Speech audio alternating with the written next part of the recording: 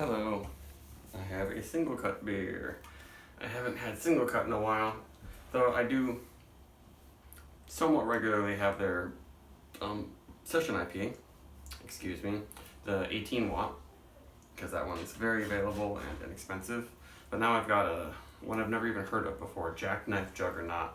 They call it double dry hopped IPA. I don't think there are different versions of it though.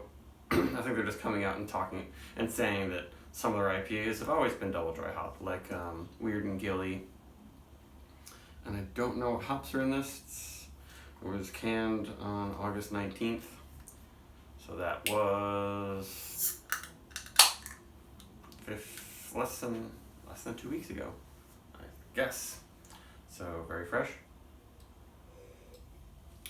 And let's just jump into it. Actually, I think it's exactly 2 weeks. Ooh, that's hazy and pale. And SInglecut is kind of all over the place. I'm pretty sure that the cans that have a date that's on the side of it are from their Clifton Park brewery, and ones that have the date on the bottom are from their Astoria, New York City brewery, because before they owned the Clifton Park brewery, they only had dates on the bottom. And this is looking pretty good. Head's not ultra thick, but quite hazy. SInglecut is like another brewery where sometimes their beers seem to be hazy, sometimes they're not so hazy. Maybe that involved when they expanded and had the new brewery and stuff. But I kind of have avoided them since they've been, a lot of their IPAs and double IPAs are super expensive, and if they're inconsistent, I'm just gonna not get them because there are a million other things. So we'll see about this one. I feel like I looked up the hops. This one, it might be like some Southern Hemisphere hops. Probably. We'll see. Kind of a muted aroma. Though it looks the part for a New England IPA. I'm going to see if I can get some better light over here. I see that's the problem. Yeah, now you can see that is like pale, hazy, creamy looking, but not much coming from the aroma. Interesting. Just a little bit of juicy fruit quality. Or for something that's double dry hopped and 2 weeks old, come on. Weird.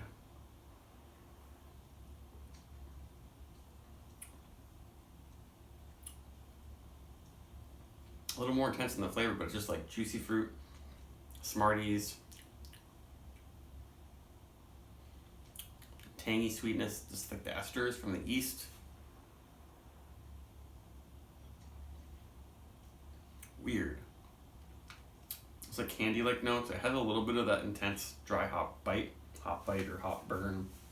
Noticing it in the back of the throat a little bit. But a lot of fruits and juiciness and dank qualities are not coming out of this beer.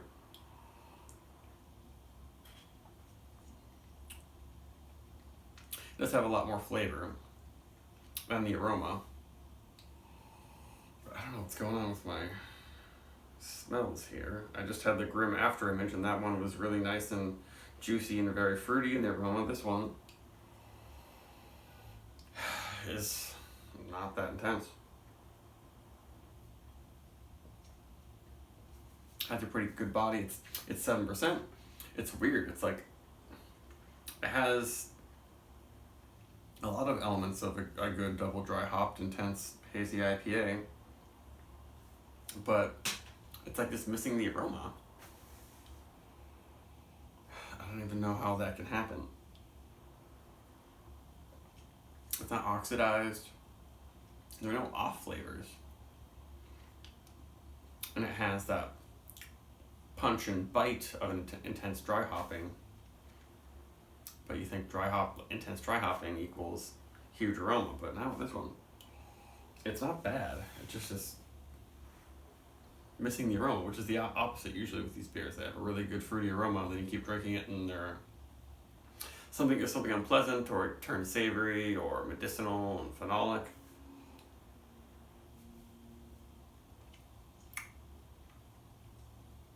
It's almost like I briefly lost my sense of smell, but I can tell and I haven't. It has a really nice flavor. It's carrying that juicy fruit, but it's not too estery and sweet. If it just had a punch of some dankness or some some orange juiciness, it's a little bit orangey, I guess.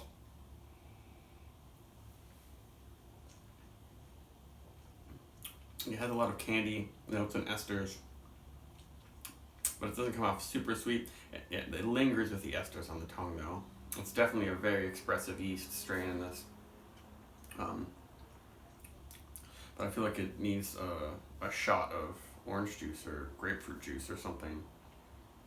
But yeah, it's weird. I like it. Everything about it just is lacking that aroma popping out of it. But a lot of people might like this more because it doesn't have a really scary, dank quality. It's not like grapefruit. A lot of people like hazy IPAs, but they don't like grapefruit and stuff like that. Interesting. I'll have to look into what hops are in this. I think maybe it could be that it has Sabro, and maybe it does have a little bit of a sweet coconutty thing, maybe.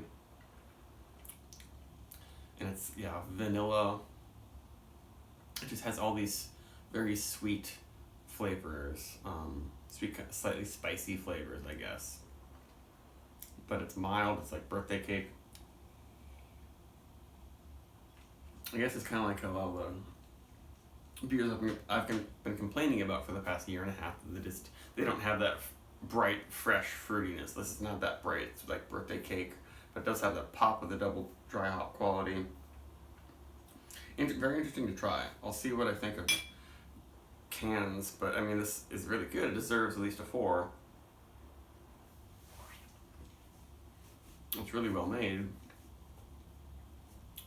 Most brewers would be very happy with making this, but it may just be the hop varieties. Do I recommend it? If you're interested in something like this, it's a little bit different,